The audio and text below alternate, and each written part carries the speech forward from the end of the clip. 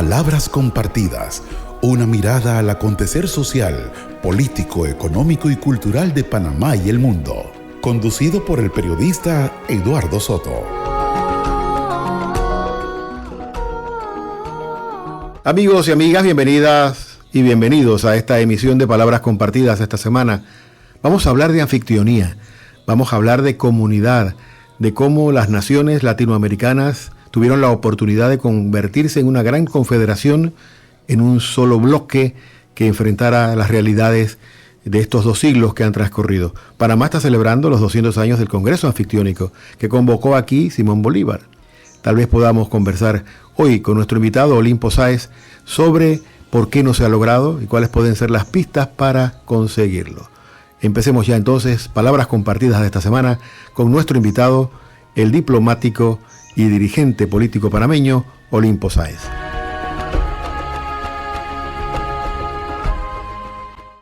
Panamá, 200 años después, ha vuelto su mirada a aquella cita convocada por Simón Bolívar, que fue el Congreso Anfictiónico de 1826.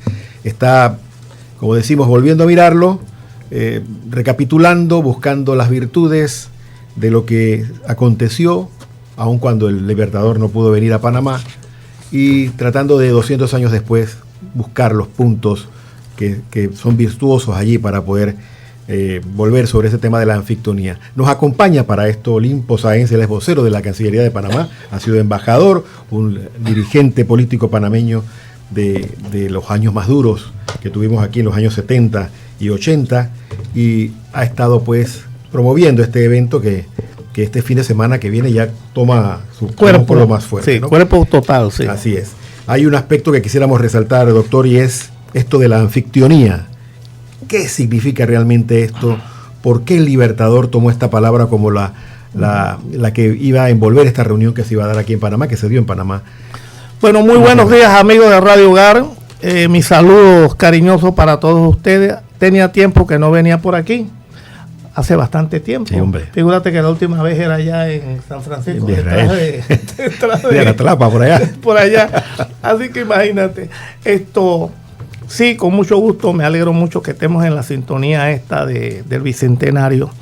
Bueno, para poder entender a Bolívar y el término anfitrionía, tenemos que remontarnos a que Bolívar era un hombre universal, ¿no? De una gran cultura.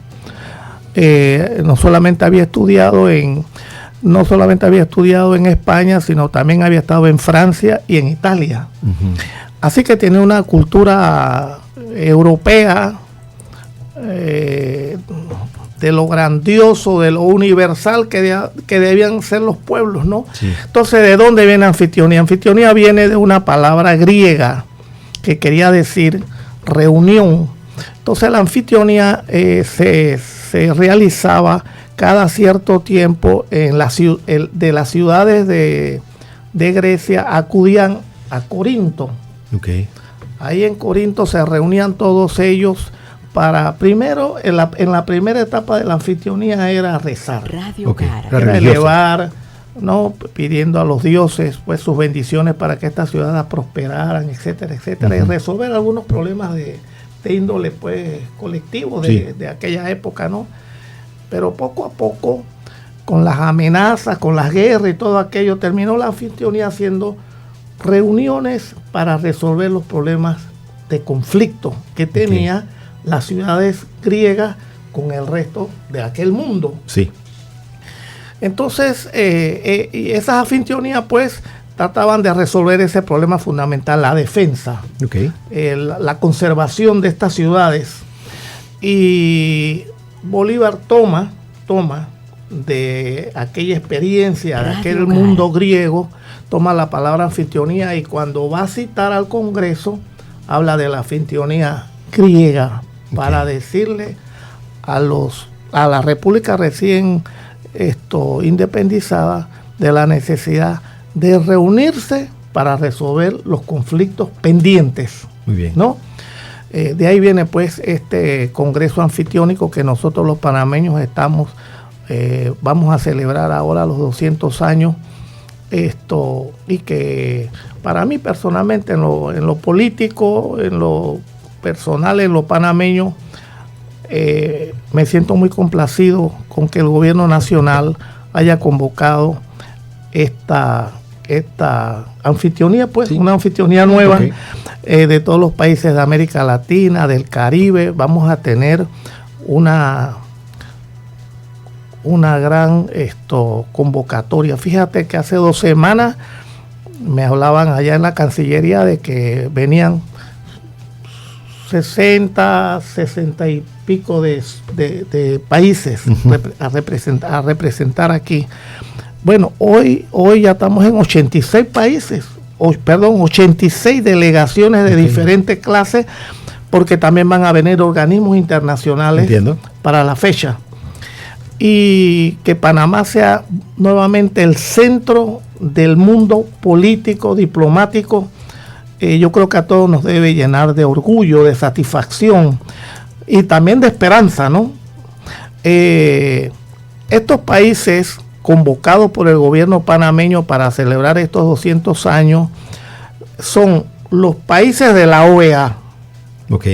Que vienen a celebrar aquí su agenda. Ellos tienen una agenda cada año para discutir sus problemas. Ellos vienen acá. Después los países de los estados del Caribe. Muy bien. También vienen. Y luego vienen 10 organismos internacionales. Latinoamericanos. Vienen aquí también a discutir, a reunirse con respecto a los problemas de sus entidades, pero lo van a hacer en el marco de los 200 años de la anfitrionía, y eso tiene un simbolismo, ¿no? Claro. Luego lo siguiente, estas delegaciones van a venir acompañadas unos 10 aproximadamente, si las cosas no se enredan, unos 10 presidentes van a venir a acompañar a sus delegaciones, 10 presidentes de América Latina. Están invitados muchos más, pero tú sabes los problemas que los países tienen, ¿no? Entonces, otras delegaciones vienen con los cancilleres como máxima representación de la delegación. Otros vienen con primeros ministros a encabezar las delegaciones. Otros vienen con los embajadores de la OEA. Pero todos estos grupos pues se van a reunir aquí. Y también va a haber un foro de líderes globales.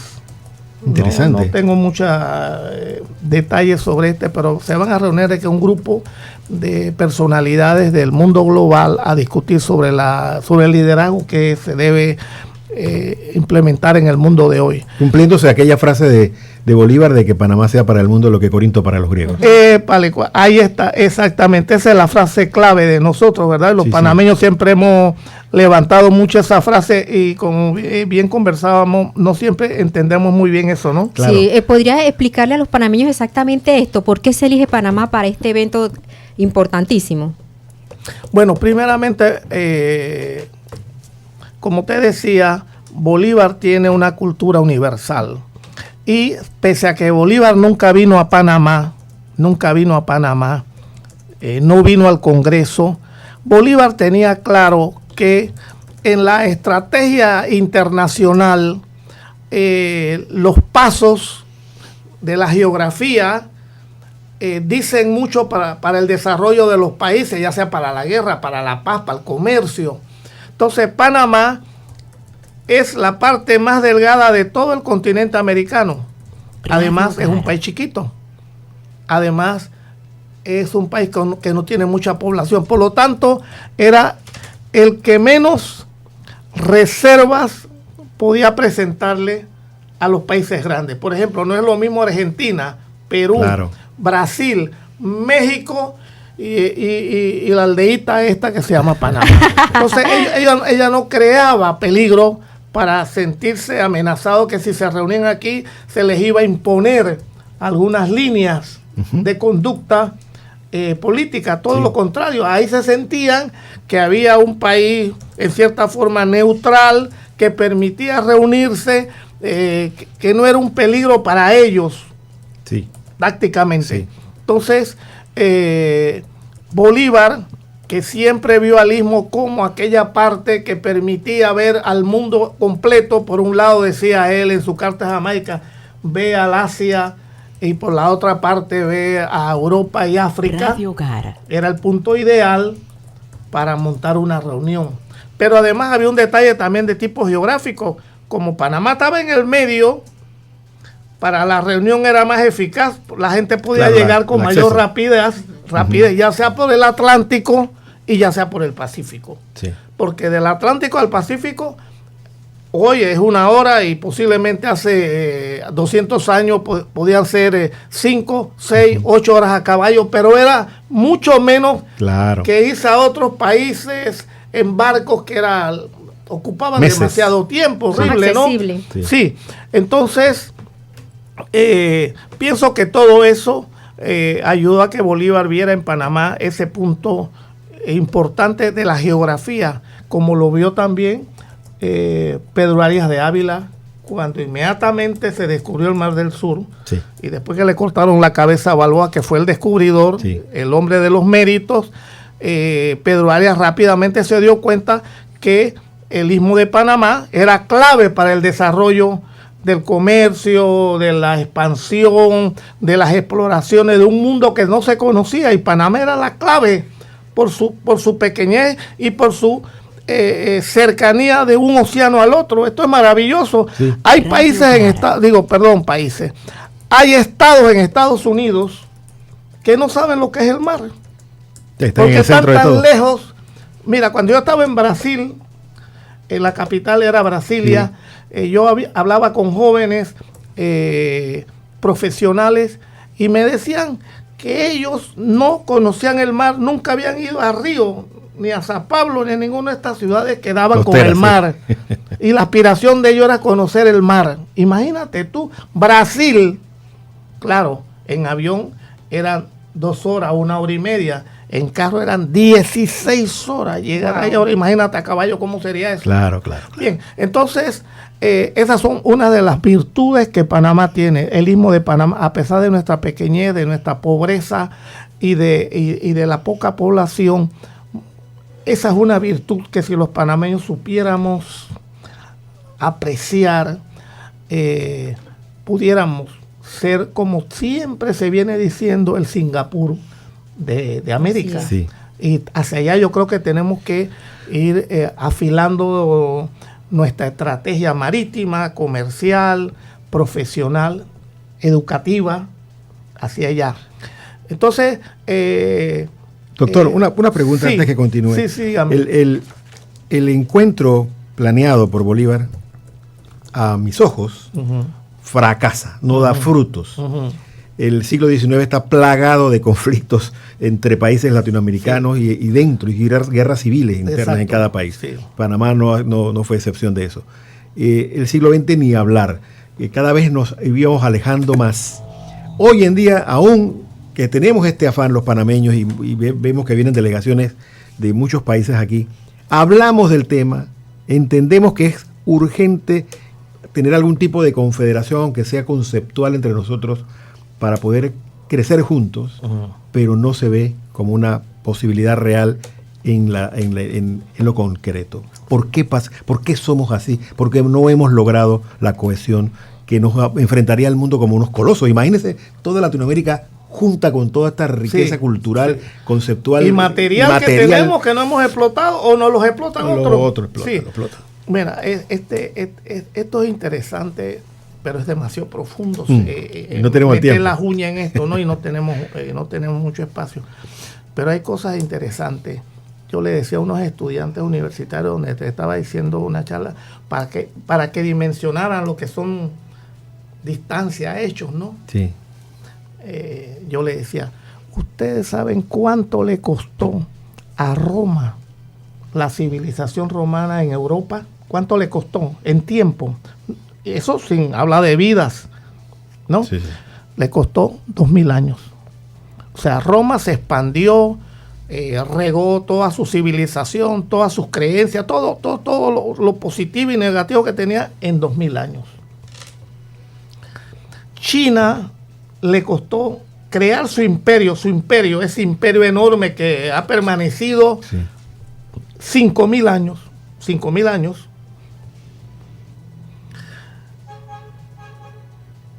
los musulmanes, cuando se toman la península ibérica, o sea, Portugal y España, que casi se llevan casi todo, se demoraron en culturizar, en someter 800 años. 800 años. Los españoles, que después de todos los sacrificios que hacen, después de una guerra terrible que tuvieron para reconquistar su territorio, llegan a América y solamente se quedan 300 años, porque inmediatamente la revolución liberal, la revolución francesa, la revolución de las 13 colonias, van a despertar en la clase alta, en esos jóvenes educados en España o en Francia, hijos de los criollos que no querían pagarle impuesto al rey, sino que querían quedarse con todo, son los que patrocinan la revolución americana contra España, y asusados por Inglaterra. Detrás eran los que proporcionaban armas, dinero, préstamos, etcétera, y técnicos también, porque Bolívar tenía una buena plana de ingleses e irlandeses, asesores, unos que venían por ideales de la libertad y la revolución, y otros porque venían calculadamente, ¿no? Porque los mandaba Inglaterra a hacer su trabajito. Bien, entonces esas camadas de criollos de las distintas provincias de los virreinatos que estaban unidos al Imperio Español van dividiendo a nuestra América y van confrontando con otras provincias, unas que están al lado, otras que están un poquito más lejos, y las distancias ayudan también a hacer esa separación. Y esa separación lleva 200 años de liberalismo republicano. Mira todo esto, un poco tragedia, un poco todo, ¿no? Sí. Mientras España le demoró 300 años crear con el criollismo, podríamos decir, una nueva civilización con los ingredientes de los negros africanos y con los indígenas americanos, van formando un mestizaje que no lo tiene ningún país del mundo, que es parte de la grandeza que le negamos todo, porque a España le tiramos de todo, pero España fue lo que creó en América hospitales y universidades y escuelas y iglesias y ciudades. Así es. ¿No? Entonces, los criollos nuestros, los famosos próceres nuestros, que son próceres para nosotros, esos próceres nuestros lo que hicieron fue quedarse con una porción de ese imperio que España tenía como la unidad de toda una nación, de todo un imperio, pues, que venía a traer la civilización cristiana, con todos los valores que además eran romanos. Claro. Era fruto del imperio romano y del cristianismo. Sí. Entonces, nos hemos mantenido 200 años. Fíjate tú que en 200 años las peleas entre nosotros han sido fronterizas, por una loma, por una quebrada, un río, por un pedazo de río, por un juego de fútbol. No, es horrible, ¿no? Lo que nos ha pasado a los hispanoamericanos en nuestras peleas internas.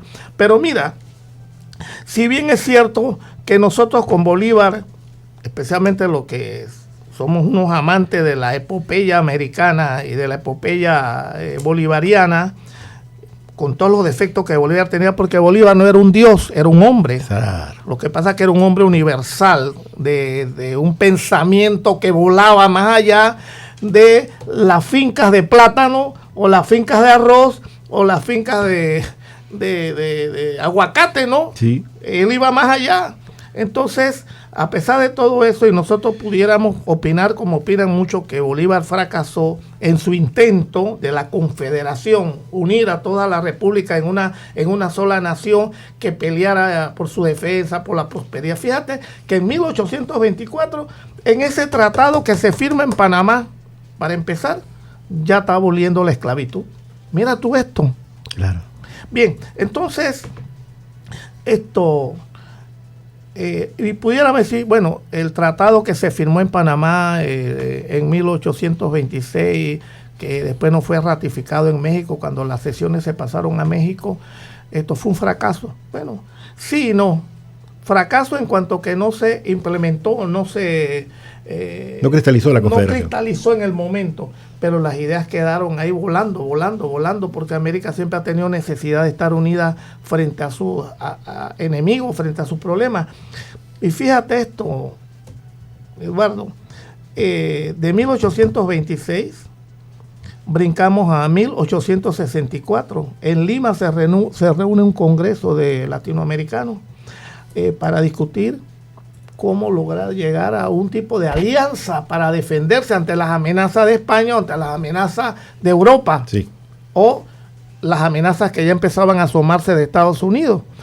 Y ese congreso se hace en Lima. ¿Y quién es el delegado de Nueva Granada, a la cual Panamá se había unido voluntariamente en 1820? El delegado es el gran Justo Arosemena. Radio Gara. El prestigioso intelectual, posiblemente el intelectual más grande que ha tenido Panamá en todo el siglo XIX, y cuidado que el 20 también, y el 21. Sí. Porque nada más que hay que ver las obras completas de Justo Arosemena, que se publicaron en el 2017, bajo la presidencia de Pedrechi, de aquella comisión nacional sobre el bicentenario del nacimiento de Justo Arosemena, y pensar que sin computadora, sin luz eléctrica, sin internet, sin tener acceso a tantas bibliotecas que hay por internet nada más, este señor escribió más de 7 libros de diferentes materias: constitucional, derecho penal, sociología, diplomacia, periodismo. Justo Arosemena. Bueno, él era el delegado de Nueva Granada en el Congreso de Lima. O sea que ahí nuevamente se reviven un poco las ideas de la anfitrionía, la necesidad de buscar una unidad. De allí pasamos a después de la Segunda Guerra Mundial, y en la Segunda Guerra Mundial empiezan a surgir las ideas de la Unión Panamericana, de buscar fórmulas de unidad. Luego surge Naciones Unidas y después surge la OEA. La OEA viene a ser un poco eso, lógicamente,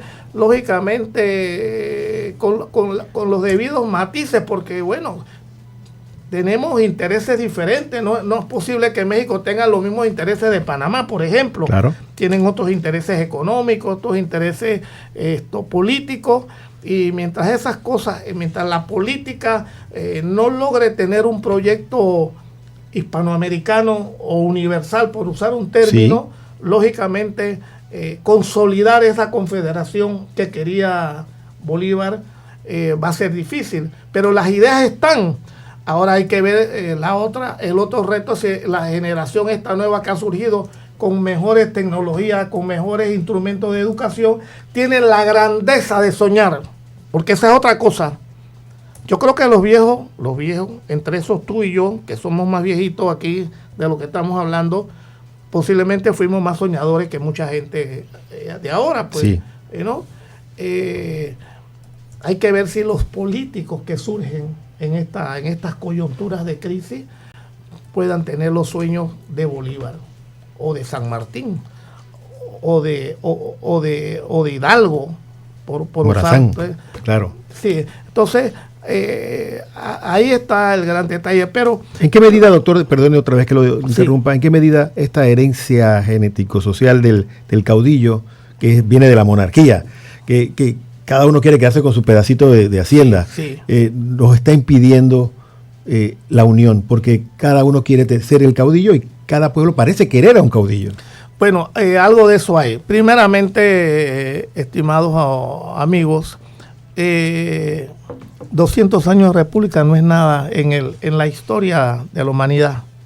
Una vez me dijo Materno Vázquez, hablando nosotros de historia, dice: Olimpo, la historia panameña es una página de la historia universal, es una página, no es un libro, es una página. Y eso que vale para Panamá, vale para toda nuestra América. Claro. Entonces, claro, los caudillos han sido necesarios. Sí, los caudillos han sido necesarios en el mundo entero. La historia está construida sobre caudillos, con una visión guerrera, con una visión de expansión, con una visión de hacer riqueza, de aprovechar la riqueza para su pueblo. Eso es una gran verdad. En el camino, las revoluciones más humanistas han ido convirtiendo al caudillo en dirigentes, en estadistas, como decimos hoy. Sí. Pero ¿qué es un estadista y qué es un dirigente político como los que conocimos nosotros en una época? Bueno, han sido eso, caudillos pero vestidos de civil, ¿no? Por ejemplo, en Panamá, vamos a hablar esto. Bueno, ¿y cuáles son esos caudillos que Panamá ha tenido? Bueno, en 1821 el caudillo fue José de Fábrega, porque con su uniforme militar convenció a sus colegas españoles que no confrontaran a los panameños que estaban pidiendo la independencia y que mejor era que se fueran para Cuba. Okay. Y entonces los ricos panameños, los comerciantes panameños, recogieron plata y le dieron a los españoles para que se fueran. Por eso Bolívar, en su famosa carta dirigida a Fábrega, le dice que no hay una declaración de independencia tan noble en provincia americana. Sí. Entonces, pero tenemos otros caudillos. Nosotros tuvimos, como caudillo, tuvimos también a José Domingo Espinar, sumamente olvidado. Si no es por el Fuerte Guli, que allá los militares le pusieron José Domingo Espinar, sí. Un héroe panameño nacido en el barrio de Santana, profundamente intelectual. La gente no tiene idea que ese militar es un militar de segundo, porque es lo primero que era médico, y después fue militar, y después fue ingeniero. Y este hombre, despreciado en Panamá, tampoco es que fue muy querido en Perú, por diversas razones, porque era un gran aliado de Bolívar. Primero fue aliado de San Martín, entró con San Martín, rebelándose de las tropas españolas, se rebela, se va al sur de Perú, entra con San Martín en Lima como médico, capitán médico del ejército de Bolívar, de San Martín. Entra, declara la independencia, y cuando San Martín se retira de Perú, él va y se va donde Bolívar y se convierte en médico de cabecera, secretario privado, porque era un intelectual. La tesis de José Domingo Espinar, ese panameño del barrio de Santana, esa tesis de médico en la Universidad de San Marcos, la más prestigiosa de América en aquel entonces, del virreinato de Perú, la hizo en latín. ¿Sabe lo que significa eso? En latín. En latín. Era otro hombre universal. ¿Ves? Llegó a ser general del Ejército Libertadores. Llegó a ser senador en Colombia y llegó a ser el gobernador del departamento de Panamá. Y es el primero que se rebela contra el rompimiento de la unidad de la Gran Colombia, declarando la independencia del Istmo. Se vuelve a sumar a Nueva Granada a petición de Bolívar. Hay que mantener la unidad, porque Bolívar todavía soñaba que la unidad se podía mantener, ¿no? Que era posible, ¿no? La muerte de él fue lo posible, ¿no? En ese camino hacia Santa Marta. Bueno, mi estimado amigo. Estamos conversando con Olimpo Sáenz sobre los 200 años del Congreso Anfictiónico que se realizó aquí en junio de 1826, convocado por el libertador Simón Bolívar, que no estuvo presente. Vamos a la pausa y regresamos de inmediato con más de este programa especial. Palabras compartidas por Radio Hogar. Pronto regresamos.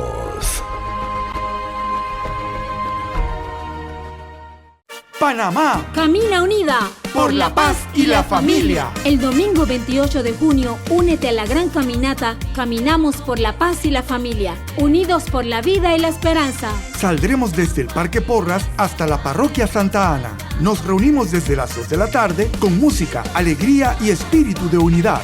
Y a las 3 de la tarde iniciaremos la caminata por la paz, la vida y la familia. Ven con tu familia, tus amigos y tu comunidad. Panamá nos necesita unidos.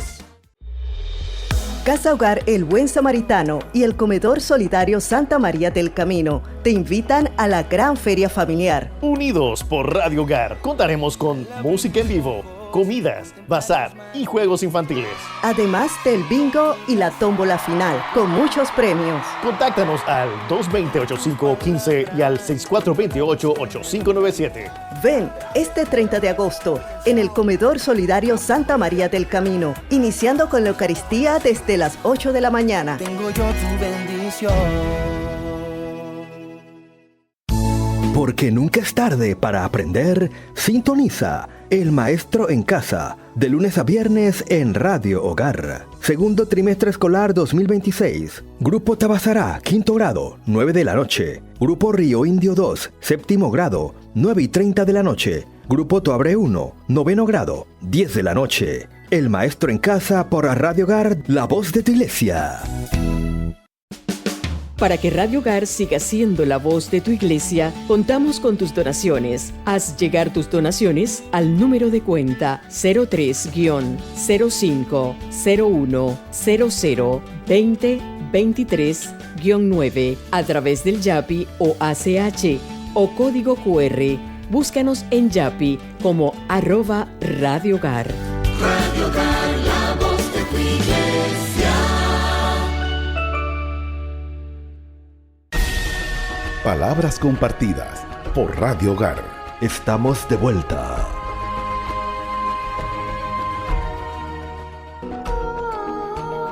De vuelta, amigos, a Palabras Compartidas esta semana, hablando de esta idea maravillosa de la anfitrionía, de la unión de países latinoamericanos para enfrentar las realidades y crecer juntos, algo que ha costado tanto y que no se ha cristalizado a pesar de los intentos. Nos acompaña Olimpo Sáenz, diplomático y dirigente político panameño, para conversar sobre esto. ¿Qué hora tienes? 8:33. Ah, no, todavía. Vamos a robarle unos Todavía hay minutitos tiempo. más. Esto... Tiene un compromiso de Olimpo, por eso está preguntando la hora. Sí, oye, entonces... Sí, el caudillo. el caudillo siempre se ha necesitado. En Panamá, además, hemos tenido a Tomás Herrera. Claro. Mira lo que los panameños a veces no estudiamos, porque la escuela no nos enseña cosas como esta. ¿Tú sabes cuántos años tenía Tomás Herrera cuando se embarca en la bahía de Panamá para ir a pelear a Perú? 20 añitos. La juventud de aquella época. Y Tomás Herrera no era un pobre, no era un tipo lleno de frustraciones, todo lo contrario, era un hombre bien educado, hijo de comerciante, y se va a pelear por las banderas de la libertad, bueno, que en aquel entonces arropaban a la juventud de nuestra época. Sí. Y fíjate otra cosa, otro detalle. Tomás Herrera es parte de 600 panameños reclutados, mandados a reclutar por Bolívar, que van a pelear a Perú. ¿Quién conoce a esos panameños? ¿Quiénes murieron? ¿Quiénes fueron heridos? ¿Quiénes regresaron? No hay un monumento con sus nombres. No hay nada. No hay un monumento, no hay nada, no hay una calle, no hay una escuela, no hay una pequeña placa en ninguna parte de Panamá. Somos unos malagradecidos los panameños. Hemos vivido de espaldas a la historia nuestra, que tiene sus héroes, que tiene sus valores, que tiene su grandeza. Todo lo demolemos. Todo lo demolemos. Así es. Olvidamos la historia. Olvidamos la historia como una no facilidad. La transmitimos de generación a generación. Pero tú sabes que eso también tiene una explicación, ¿no? ¿Y eso? Este es un país con una cultura de comerciantes. Claro, de tránsito. Y no solamente... Todo temporal. Sí, y nuestros líderes han sido siempre comerciantes, pero además esa mentalidad mercantilista, que todo se compra, que todo se vende, que la mercancía pasa. Sí. No es una mentalidad que se quedó en la clase gobernante o en la clase dirigencial. También penetró al pueblo. Sí. A la negrera, a la cholada, a la gente, a la canalla. También penetró. Por eso que el panameño es tan chinguero. Es que todo eso tiene una explicación. Claro. Tiene su origen. No es que seamos malos porque somos chingueros, no, porque es una cultura. ¿Tú sabes por qué? ¿Tú sabes cuando un barco llegaba a Portobelo lo que hacía? No. Desembarcaba la mercancía. Ajá. Y para que ese barco volviera a llenarse de mercancía y saliera, podía coger 15 días, ¿Y qué hacían los marineros en esa semana, en esos 15 días? Chinguear. Jugar, pues inventar juegos para entretenerse. Claro. ¿No? Y así lo hacían en Panamá también. Y cuando el barco se iba, ¿cuándo llegaba el otro barco? Radio Hogar. Podía durar 15 días para que llegara otro barco, 1 mes, 2 meses. Y mientras tanto, la canalla que estaba esperando el barco para comer, para trabajar, porque era para trabajar, ¿qué hacía mientras tanto? ¿Cómo se distraía? Por eso que el panameño tiende a ser chinguero. Todo lo apostamos. Ahora mismo estamos apostando si quedamos, si perdemos 1-1, si perdemos 2-1, si no perdemos, si ganamos. O sea, todo es una apuesta. Uh-huh. Y no solamente con el equipo de Panamá, que está muy bien que esté en la mundial, sino con todos los equipos. Con todos. Todo es una chinga, todos lo chingueamos. Chingueamos la Lotería Nacional, pero también chingueamos la Lotería China. Sí, también chingueamos, y la tica, y la gringa, porque hay panameños que compran allá los boletos esos millonarios. Sí. La loto de Miami. La loto de Miami. Y entonces no nos conformamos con eso, entonces tenemos la chinga clandestina nuestra, la bolita. Sí. Ustedes están, creo que más joven, yo no sé si ustedes llegaron a conocer la bolita. Mi madre me habló de la bolita. ¿Te habló tu madre? Sí. Bueno, en las paredes de los caserones cucaracheros, en la cual yo viví, orgullosamente, se ponían en tiza en la noche. Cuando tú amanecías al día siguiente, estaban los números. 01, 02, 04, era la chinga de la bolita, que era clandestina y que ellos mismos se revolvían ellos, ¿no? Y entonces uno, ganamos, así que tú ibas a cobrarle al vendedor. Allá el vendedor se perdía porque se había gastado la plata. Bueno, esa es la historia nuestra. Ahora, ¿eso es malo? No, no es malo. Es malo si no sabemos administrar esas cualidades. Porque también estos muchachos o esta señora o estos abuelos nuestros tan chingueros, de repente con un poquito de formación hubieran jugado en la bolsa de Nueva York. Sí, pero es que es así. Sí. Lo que pasa es que no llegamos a estar en esa formación. Pero bueno, yo lo que te digo... Creo que Rubén tiene una pregunta. Rubén, ¿tienes una pregunta en la plataforma? Sí. Póngase el audífono. Sí, precisamente. Saludos, don Olimpo. Espérate, ahora sí. Adelante, Rubén. Sí, ¿me escuchan? Sí. Sí, quería consultarle qué tanto de ese congreso anfictiónico, qué tanto de ese congreso anfictiónico conserva Panamá en cuanto a su política y gobernanza hoy en día. ¿Qué nos queda de eso? En las administraciones de gobierno, no un gobierno en particular, sino en general, de la manera como se llevan los gobiernos acá en Panamá. Yo te diría, sin ser demasiado absoluto, es lo siguiente. Los panameños hemos sido conscientes de nuestras debilidades como país, como sociedad. Y para eso, los panameños hemos utilizado la política que yo sostengo del pragmatismo. ¿Qué es el pragmatismo? Lo que podemos alcanzar. Pragmatismo en la familia, pragmatismo en el comercio y pragmatismo en nuestra vida política. ¿Hasta dónde podemos llegar? Llegamos. Sí. Lo que no podemos alcanzar lo dejamos para otro momento. Entonces, los panameños hemos ido aprendiendo estas cosas, pero además hay una cualidad dentro de todos los defectos que tenemos y los olvido.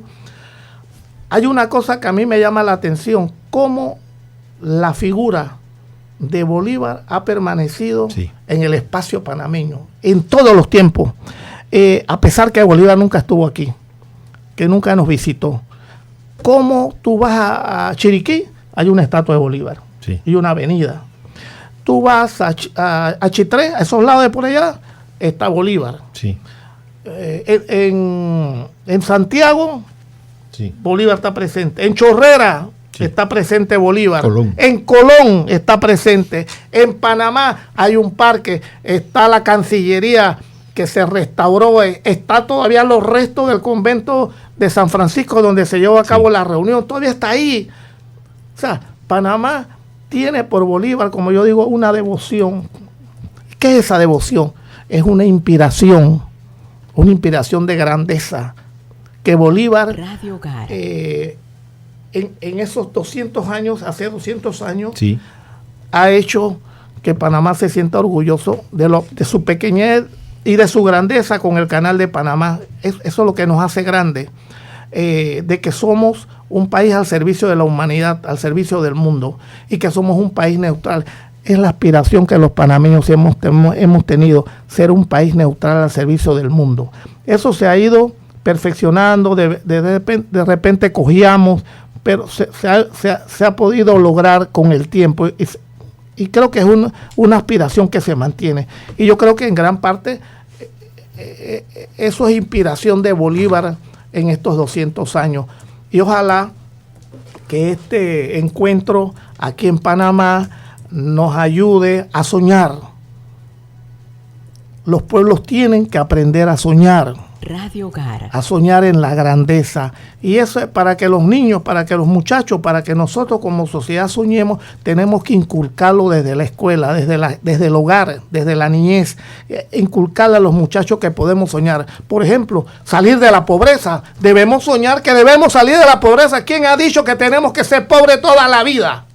Porque nacimos allá en un monte, o porque nacimos en un barrio pobre. Yo vengo del barrio de Caledonia de la Cuchilla, en un cuarto que era 5x6. Ahí crecí yo con mis hermanos, que éramos un montón, con un fogón de carbón, donde se cocinaba la comida, donde a veces se desayunaba un par de millas y no se almorzaba y había que esperar la cena, donde no siempre había carne en el plato.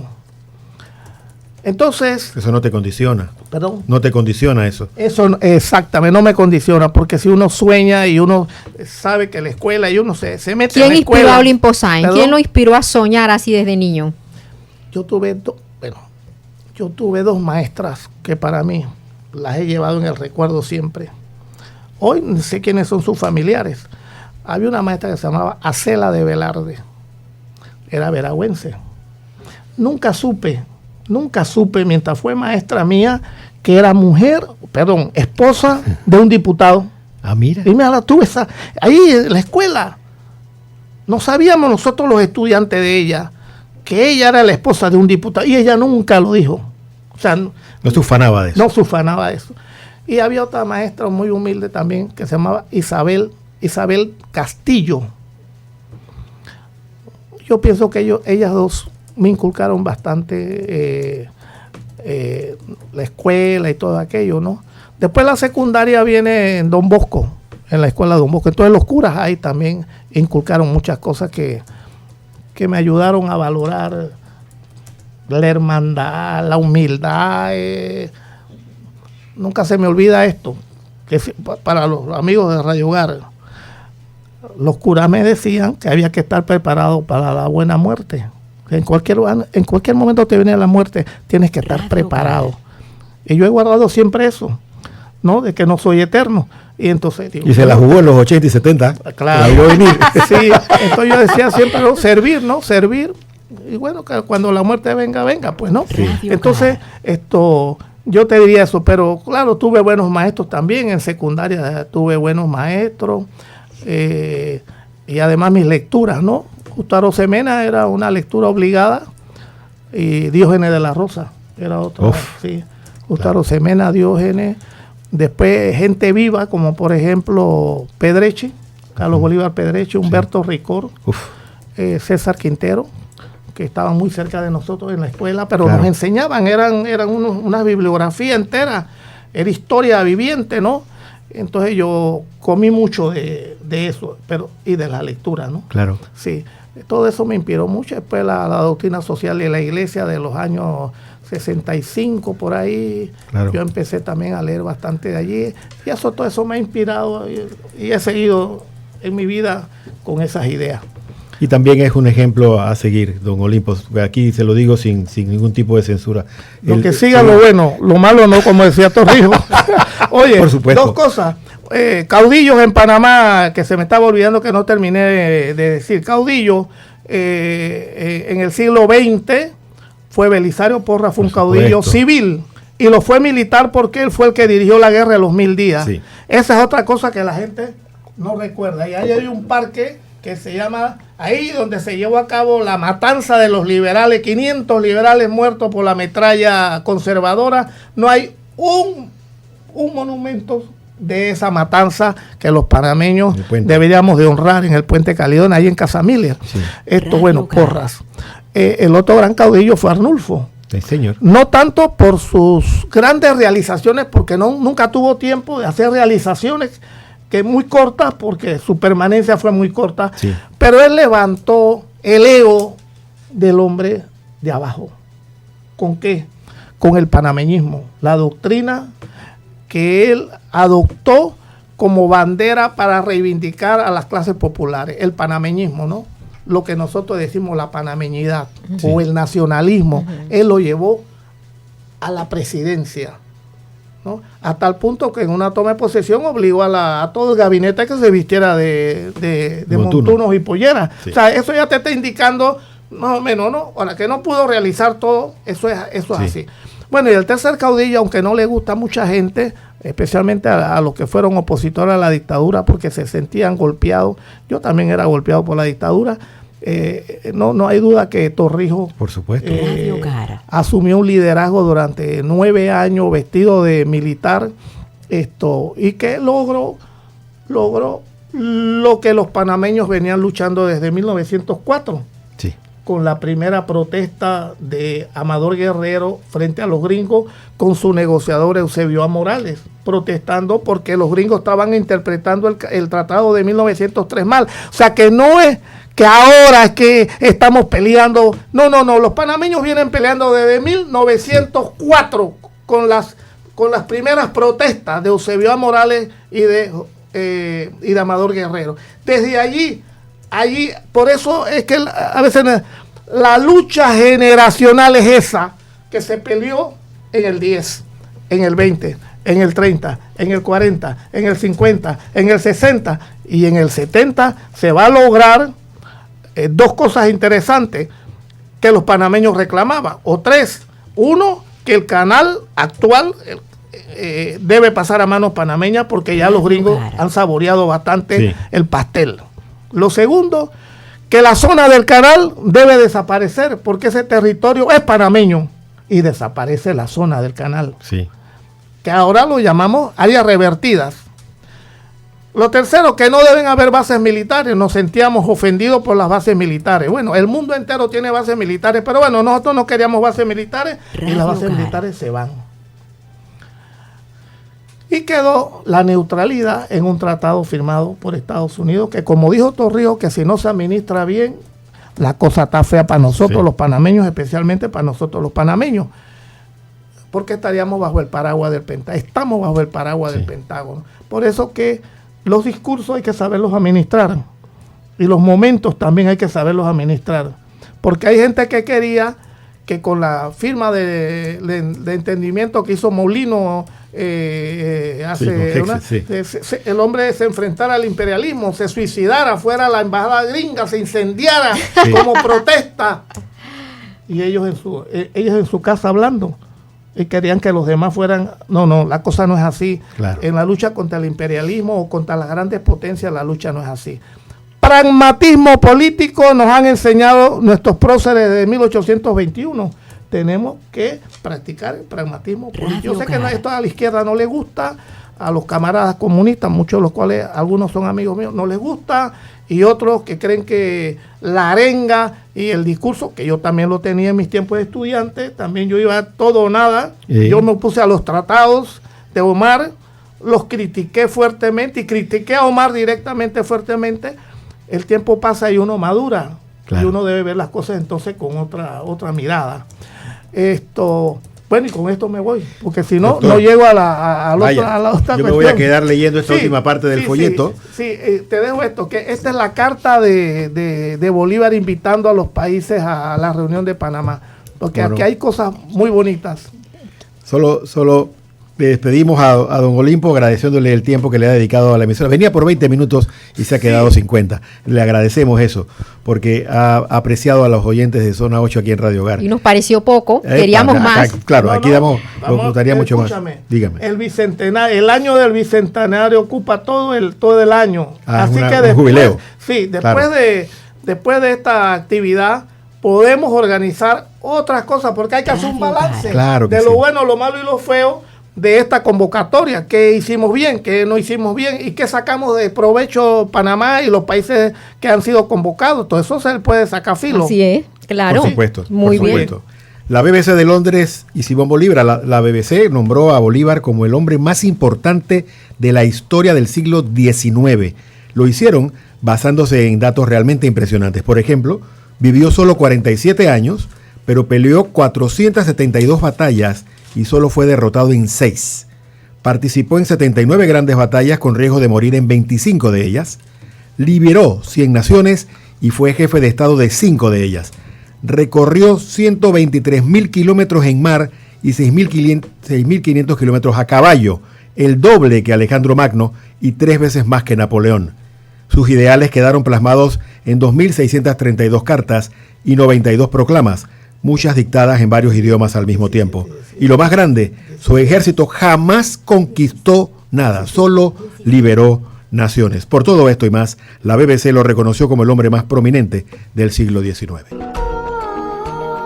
De esta forma concluimos Palabras Compartidas de esta semana. Esperemos que haya sido de su agrado y que nos haya servido para pensar sobre nuestro futuro y el futuro de las naciones latinoamericanas, para convertirnos en una sola mano que pueda enfrentar sus destinos juntos, compartiendo ideales, metas y porvenir. Gracias por su sintonía, nos escuchamos y vemos la próxima semana.